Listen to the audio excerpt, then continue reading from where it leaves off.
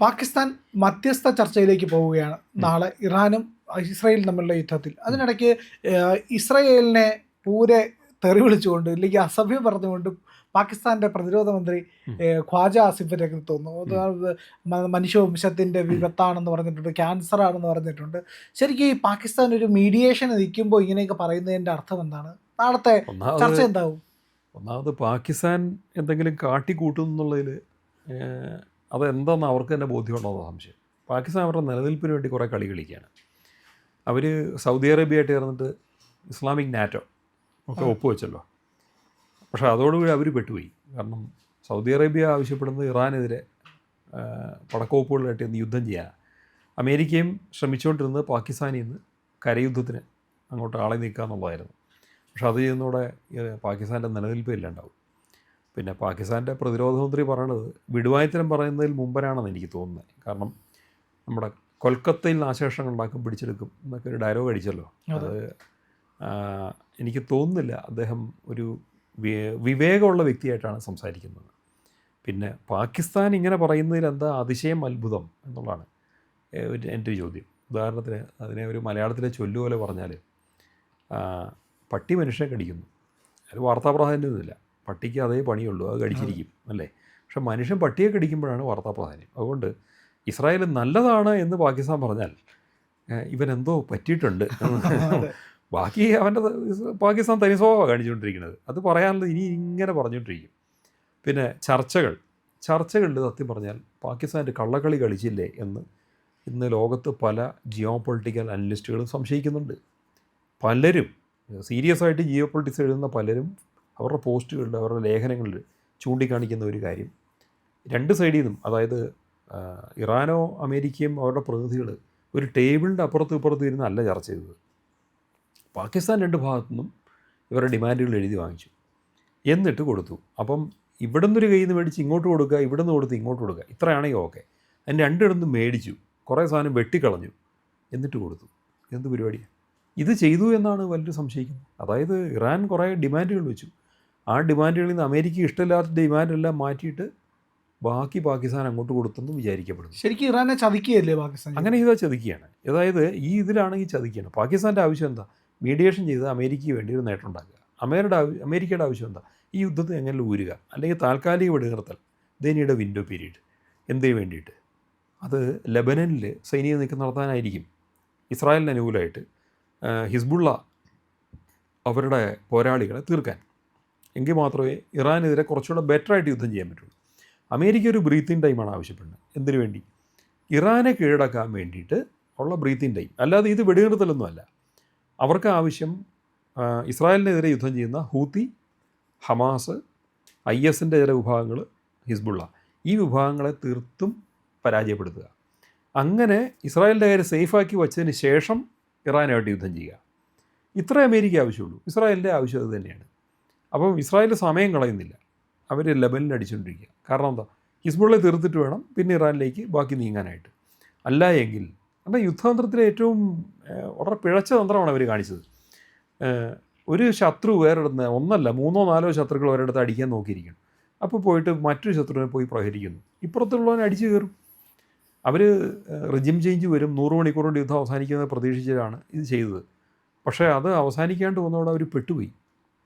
Israel അത് നേരിടുന്ന ഭീഷണമായ അവസ്ഥ അപ്പോഴാണ് അതിൻ്റെ യാഥാർത്ഥ്യത്തോട് കാണുന്നത്. ചുറ്റുന്നും മിസൈലുകൾ വരുന്നു. ഹൂത്തികളുടെ ഭാഗത്ത് യമനിൽ നിന്ന് വരുന്നുണ്ട്, ഹിസ്ബുള്ളയുടെ ഭാഗത്ത് വരുന്നുണ്ട്. ഹമാസ് ഇതുവരെ അനങ്ങിയിട്ടില്ല. പക്ഷേ ചില IS വിഭാഗങ്ങളുണ്ട്. ഇറാഖിൽ നിന്ന് ചിലയിടത്ത് നിന്ന് ലോഞ്ച് പാഡുകളിൽ നിന്ന് മിസൈൽ വരുന്നുണ്ട്. ഇത് ഓരോ ഗ്രൂപ്പിനെയും ഇനി അവർക്ക് ഉന്മൂലനം ചെയ്യേണ്ടി വരും. അതിനുശേഷം മാത്രമേ ഇറാനെ ഇത് ചെയ്യാൻ പറ്റുള്ളൂ. അതായത് ഓരോരോ കൈകളായിട്ട് വെട്ടിക്കളഞ്ഞതിന് ശേഷം പിന്നെ വരിക എന്നുള്ള പരിപാടിയാണ് ചെയ്യാൻ പോകുന്നത്. ഇതിന് വേണ്ടി ഒരു തന്ത്രം, ഈ തന്ത്രത്തിന് അരി നീക്കുക എന്നുള്ളത് മാത്രമേ പാകിസ്ഥാൻ ചെയ്യുള്ളൂ. അതൊരർത്ഥത്തിൽ ചതി തന്നെയാണ്. എന്നാൽ പാകിസ്ഥാൻ ഇത് ചെയ്യേണ്ട ഒരു രക്ഷയില്ല. കാരണം ട്രംപിൻ്റെ കക്ഷത്തിൽ കൊണ്ട് പാകിസ്ഥാൻ തല വെച്ച് കൊടുത്തു കഴിഞ്ഞു. അപ്പോൾ പറഞ്ഞ എല്ലാം കേട്ട് തന്നെ പറ്റുള്ളൂ. സാമ്പത്തിക അസ്ഥിരത ഭീകരമാണ്. സൗദിയുടെ നിന്നൊക്കെ കുറേ പൈസ ഇരന്ന് വാങ്ങണം. അപ്പം ഒരു വശത്ത് അമേരിക്കയുടെ സൈനികപരവും രാഷ്ട്രീയമായിട്ടുള്ള സപ്പോർട്ട്, മറുവശത്ത് സൗദി അറേബ്യയിൽ നിന്ന് പണം. ഇത് രണ്ടും കിട്ടാൻ വേണ്ടിയിട്ട് പാകിസ്ഥാൻ എടുക്കുന്ന നമ്മളെ ഇപ്പോൾ ഒരർത്ഥത്തിൽ ഒരു മലയാളത്തിൽ പ്രയോഗമുണ്ട്, പട്ടിപ്പണി എന്ന് പറയും. അത് ചെയ്തുകൊണ്ടിരിക്കുന്നത് വളരെ കഷ്ടമാണ്. ഒരു രാജ്യം നമ്മൾ തോന്നും മീഡിയേഷൻ ചെയ്തില്ലേ വലിയ സംഭവം. മീഡിയേഷൻ എന്ന് ഞാൻ കരുതുന്നില്ല. ഇറാനെ കീഴടക്കാൻ ഒരു സഹായം ചെയ്തു കൊടുക്കുന്നു, ഇത് മാത്രമല്ല. നമ്മളിപ്പം കാണുമ്പോൾ വെടിനിർത്തൽ എന്ന് പറയുന്നുണ്ടെങ്കിലും അമേരിക്കയ്ക്ക് കൂടുതൽ ആയുധശേഖരണം നടത്താനും ലെബനനിൽ കരയുദ്ധം നടത്തി ഇസ്രായേലിനെതിരെ ഏറ്റവും അധികം ശക്തമായിട്ട് യുദ്ധം ചെയ്യാൻ ഹിസ്ബുള്ള ഇല്ലാതാക്കാനും അതിനുള്ളൊരു സമയം, ആ സമയത്തേക്ക് ചർച്ചകൾ എന്ന് പറഞ്ഞ് അതൊരു ഗിമ്മിക്കാണ്. ഇത് കഴിയുമ്പോഴോ പൂർവാധിക ശക്തിയോടെ ഇവർ ഇറാനെ പ്രഹരിക്കും. ഇപ്പം തീർന്നുപോയ പടക്കോപ്പുകൾ അപ്പോഴത്തേക്ക് വേറെ സംഭരിക്കും. മാക്സിമം ലോകത്തുള്ള എല്ലാ ആയുധ കമ്പനികളിൽ നിന്നും ഒരു വാങ്ങാണ്. ഇറാന് സ്വന്തം നിലയ്ക്ക് മിസൈൽസ് ഉണ്ടാക്കിയേ പറ്റുള്ളൂ, മറ്റൊരു വെളിയിൽ നിന്ന് ശേഖരിക്കുന്നു. പല കമ്പനികളായതുകൊണ്ടും അവർ പ്രൊഡക്ഷൻ 4 ഇരട്ടി വർദ്ധിപ്പിച്ചുകൊണ്ടും ഒരു 40 ദിവസത്തെ വെടിനിർത്തൽ ഇപ്പോൾ വന്നാൽ അത് നല്ലൊരു വിൻഡോ പീരീഡായിട്ട് മാറും. ഇതാണ് അമേരിക്കയുടെ ഉദ്ദേശം. ഇസ്രായേൽ അതിനൊപ്പമാണ് നിൽക്കുന്നത്. പാകിസ്ഥാൻ ഇതിനു വേണ്ടി മീഡിയേഷൻ ചെയ്യുന്നു എന്നുള്ളതാണ്. ഇറാൻ ആ ചതി മനസ്സിലാക്കിയിട്ടുണ്ടാവണം. അവർ ഒരുപക്ഷെ അവരുടെ ആത്മവിശ്വാസം എന്താണെന്ന് വെച്ചാൽ ഇങ്ങനെയൊക്കെ ചെയ്താലും അതിനുശേഷവും ഞങ്ങൾക്ക് പിടിച്ചു നിൽക്കാൻ പറ്റും എന്നുള്ള ആത്മവിശ്വാസമായിരിക്കാം ഇറാനുള്ളത്. ഇതാണ് ഞാൻ കരുതുന്നത്.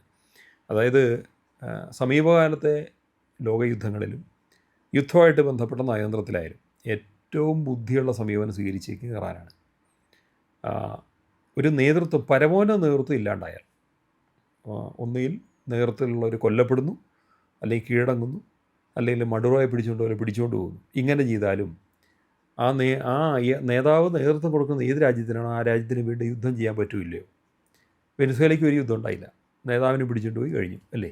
സദ്ദാം ഹുസൈൻ കീഴടക്കപ്പെട്ടുകൊണ്ട് കഴിഞ്ഞു, ഗദ്ദാഫി കൊല്ലപ്പെട്ടു കഴിഞ്ഞു. പക്ഷേ ഇറാനിലോ നേതൃനിര തന്നെ ഇല്ലാണ്ടായി. എന്നിട്ടും അവർ യുദ്ധം കണ്ടിന്യൂ ചെയ്തു. കാരണം അവർ ഈ അവസ്ഥ മുന്നേ കൂട്ടി കണ്ടു. എന്നിട്ട് അവർ കൃത്യമായിട്ട് ഒരു റൂട്ട് മാപ്പ് തയ്യാറാക്കി, ഞങ്ങൾ ഇന്ന പോലെ പ്രവർത്തിക്കും. അപ്പം അവരെ സംബന്ധിച്ച് നാളെ ഹൂത്തികളില്ലാണ്ടായാലും IS ഇല്ലാണ്ടായാലും ഹിസ്ബുള്ള ഇല്ലാണ്ടായാലും ഹമാസ് ഇല്ലാണ്ടായാലും ഇറാൻ യുദ്ധം കണ്ടിന്യൂ ചെയ്യുമായിരിക്കും. അത് എങ്ങനെ ചെയ്യാൻ പറ്റും എന്നുള്ള ആത്മവിശ്വാസം അവർക്കുണ്ടാവുമായിരിക്കും. അവർക്ക് റിസ്ക് അല്പോടെ കൂടുമായിരിക്കും, പക്ഷേ അവർ ചെയ്യുമായിരിക്കും. ഇതായിരിക്കും അവരുദ്ദേശിക്കുന്നത്. അമേരിക്ക അടുത്ത പരീക്ഷണത്തിലേക്ക് കടന്നു. യുദ്ധത്തിൻ്റെ അടുത്ത പരീക്ഷണത്തിലേക്ക് കടക്കരുത്, ലെബനനിലുള്ള ഹിസ്ബുള്ളയെ തീർക്കുക. അപ്പം മുമ്പ് നമ്മൾ സംസാരിച്ചിട്ടുണ്ട്. എനിക്ക് തോന്നുന്നത് ഒരു ടെലി ഇൻ്റർവ്യൂ എടുത്തപ്പോഴായിരിക്കും ചില പോസ്റ്റുകളിൽ ഞാൻ സൂചിപ്പിച്ചിരുന്നു. കരയുദ്ധത്തിന് വേണ്ടി പട്ടാളക്കാരെ അമേരിക്ക കൊണ്ടുവരുന്നു എന്നുള്ള വാർത്ത കാണുമ്പോൾ എനിക്ക് തോന്നുന്നത് ഇറാനുമായിട്ട് നേരിട്ട് ഈ സമയത്ത് കരയുദ്ധത്തിനായിരിക്കില്ല, ആണെങ്കിൽ ബുദ്ധിപൂർവ്വമല്ല, പകരം അവർ ഹിസ്ബുള്ളയെ ആക്രമിക്കാനായിരിക്കും. അതിലേക്കാണ് ഇപ്പോൾ വരുന്നതെന്ന് തോന്നുന്നു. അല്ല, ഹിസ്ബുള്ളയെ ആക്രമിക്കണമെങ്കിൽ ഇറാനിൽ വന്നിട്ട് കാര്യമുണ്ടോ? ലെബനിലേക്കായിരിക്കണ്ടേ? അല്ല, ഗൾഫ് മേഖലയിലാണല്ലോ ഇവർ ആൾക്കാരെ കൊണ്ടുവന്ന്. ഗൾഫ് മേഖലയിലാണ്. ഇറാനിലേക്ക് കിടക്കണമെങ്കിൽ ഒന്ന് ടർക്കി വഴി കിടക്കണം, അത് ടർക്കി സമ്മതിക്കില്ല. അല്ലെങ്കിൽ പാകിസ്ഥാൻ വഴി കിടക്കണം. പാകിസ്ഥാൻ ധർമ്മസങ്കടത്തിലാണ്. അത് അവർക്ക് അനുവദിക്കണമെന്നുണ്ട്, അനുവദിക്കേണ്ടെന്നുണ്ട്. അനുവദിച്ചാൽ അടി കിട്ടും. അതെ. അപ്പോൾ അവരെ വന്ന പട്ടാളക്കാർ പിന്നെന്ത് ചെയ്യും? അവർ വെറുതെ അവിടെ നിർത്തുമല്ലോ. ഒരു പ്ലാനുണ്ട്. ആ പ്ലാൻ ഹിസ്ബുള്ള അടിക്കാനാണ്. അപ്പോൾ അവിടെ യുദ്ധം നടക്കും. ഹിസ്ബുള്ളയ്ക്ക് ഇതുവരെ ഇസ്രായേലുമായിട്ട് മാത്രം യുദ്ധം ചെയ്താൽ മതിയായിരുന്നു. അപ്പോൾ അമേരിക്ക സൈന്യമായിട്ടും കൂടെ യുദ്ധം ചെയ്യണം. അപ്പോൾ ഹിസ്ബുള്ളയുടെ ഏതാണ്ട് 20,000-ഓളം ആൾക്കാർ അവിടെ ഉണ്ടാകും, അല്ലെങ്കിൽ 30,000, ചിലപ്പോൾ 20 അല്പം താഴെയായിരിക്കും. ആ ഒരു വിഭാഗവും ഇപ്പോൾ വന്നിരിക്കുന്ന ഏതാണ്ട് അമേരിക്കയുടെ 50,000 പേരൊക്കെ ഉണ്ടെന്ന് പറയണം. ആയിക്കോട്ടെ, അതുമായിട്ടുള്ള യുദ്ധമായിരിക്കും. അപ്പം നമ്പർ തന്നെ വലുതാണ്, സാങ്കേതികത കൂടുതലുണ്ട്, ആയുധങ്ങളുണ്ട്, ആകാശയുദ്ധത്തിൽ മേൽക്കൈയുണ്ട്, വിമാനങ്ങളുടെ എല്ലാം ഉണ്ട്, ബോംബുകളുണ്ട്, എല്ലാം കൊണ്ട് ഹിസ്ബുള്ളയെ പൂർണ്ണമായിട്ടും പ്രഹരിച്ച് നശിപ്പിക്കാൻ അവർക്ക് സാധിക്കുമായിരിക്കാം. പക്ഷേ ഹിസ്ബുള്ള ഈ ഒരു അവസ്ഥ മുന്നിൽ കണ്ടിട്ടുണ്ടോ ഇല്ലയോ അത് നമുക്കറിയില്ല. ഇറാൻ ഇത് മുന്നിൽ കണ്ടിട്ടുണ്ടോ ഇല്ലയോ അറിയില്ല. ചിലപ്പോൾ ഉണ്ടാകും. ഉണ്ടെങ്കിൽ അതിനുള്ള ചില പ്രതിവിധികൾ അവർ കണ്ടുവച്ചിരിക്കാം. എങ്ങനെ പ്രതിരോധിക്കുക എന്നുള്ളത് കണ്ടുവച്ചിട്ടുണ്ടായിരിക്കും. ഇല്ലെങ്കിൽ ബുദ്ധിമുട്ടാകും അവർക്ക്, അത്രേ ഉള്ളൂ. ഇതിൽ ഇറാൻ എന്നാൽ ഇങ്ങനെയൊക്കെ ആണെങ്കിലും പ്രതിരോധിക്കും. കാരണം ഇറാൻ ഒരു പ്രത്യേക രാജ്യമാണ്, അതിലേക്ക് കടന്നു കയറുക എളുപ്പമല്ല. കടൽ കടന്നിട്ടായാലും പാകിസ്ഥാൻ വഴിയായാലും ടർക്കി വഴിയായാലും കയറി ചെന്ന് ആക്രമിക്കുക എളുപ്പമല്ല. അവരുടെ ടെറൈൻസിൽ ഇനി അകത്ത് കയറി ചെന്നാലും ഒരുപക്ഷെ അവർ കൊല ചെയ്യപ്പെടും ചെല്ലുന്ന പട്ടാളക്കാർ. എന്നാൽ ഇപ്പം നിലവിൽ ലെബനിലെ സ്ഥിതി അങ്ങനെയല്ല. ലെബനൻ എന്ന് പറയുന്നത് ഇസ്രായേലും അമേരിക്കയും കുറച്ചുകൂടെ നിശ്ചയമുണ്ട് എങ്ങനെയായിരിക്കും എന്നുള്ളത്. അവിടെ ഇസ്രായേൽ പലതവണ ഇവരുമായിട്ട് യുദ്ധം ചെയ്യുന്നുണ്ട്. പക്ഷേ ഇസ്രായേലിന് ആൾക്കാരില്ല, പട്ടാളക്കാർ ആവശ്യമില്ല. അവരെപ്പോഴും പരാജയപ്പെടാം. അതുകൊണ്ടാണ് അമേരിക്കൻ പട്ടാളക്കാരെ ഇറക്കേണ്ടി വരുന്നത്. അതായത് ഇസ്രായേലിന് വേണ്ടി അമേരിക്ക കൂലിപ്പട്ടാളമായിട്ട് ജോലി ചെയ്യുന്നു. അതിനുവേണ്ടി ആ പണിക്ക് വേണ്ടിയിട്ടാണ് മധ്യസ്ഥനായിട്ട് പാകിസ്ഥാൻ വന്നേക്കുന്നത്. ഇത് ഈ പൂച്ച് പൊളിയുന്നൊരു നിമിഷം വരും. ആ നിമിഷം ഈ ചർച്ചകൾ പരാജയപ്പെട്ടെന്ന് വരാം, അല്ലെങ്കിൽ വെടിനിർത്തൽ പരാജയപ്പെട്ടെന്ന് വരാം. ഇതാണോ സംഭവിക്കാൻ പോകുന്നത് എന്നെനിക്ക് ആശങ്കയുണ്ട്. ഇങ്ങനെ തന്നെ ആവാം. എന്തായാലും യുദ്ധതന്ത്രം മിനിമം പഠിച്ച ഒരാൾക്ക്, അല്ലെങ്കിൽ ഇതിനെ നിരീക്ഷിക്കുന്ന ഒരു വ്യക്തിക്ക് പറയാനുള്ളത്, ഇറാനെ ആക്രമിക്കണമെങ്കിൽ ഇറാൻ്റെ സഖ്യകക്ഷികളെ ഓരോന്നോരോന്നായിട്ട് സ്റ്റോപ്പാക്കണം. അതിനുശേഷം മാത്രമേ ഇറാനെ ആക്രമിക്കാൻ പറ്റുള്ളൂ. നേരിട്ട് കരയുദ്ധം ഒന്നും നടക്കില്ല. കാരണം കരയുദ്ധം ചെയ്തുകൊണ്ടിരിക്കുന്ന വേറെ ആൾക്കാരുണ്ട്, അവരെ മറികടന്നല്ലേ ഇത് ചെയ്യാൻ പറ്റുള്ളൂ. അപ്പോൾ അങ്ങോട്ടായിരിക്കും ഇപ്പോൾ ഈ മൂവ്മെൻറ്റ്, അതിന് വേണ്ടിയിട്ടായിരിക്കണം ഈ വെടിനിർത്തൽ. അപ്പോൾ അതിന് വേണ്ടിയിട്ട് പാകിസ്ഥാൻ സഹായിക്കുമ്പോൾ ഈ ചർച്ചകൾ, ഈ വെടിനിർത്തൽ എങ്ങോട്ട് പോകുന്നു എന്നുള്ളത് ദുരൂഹമാണ്.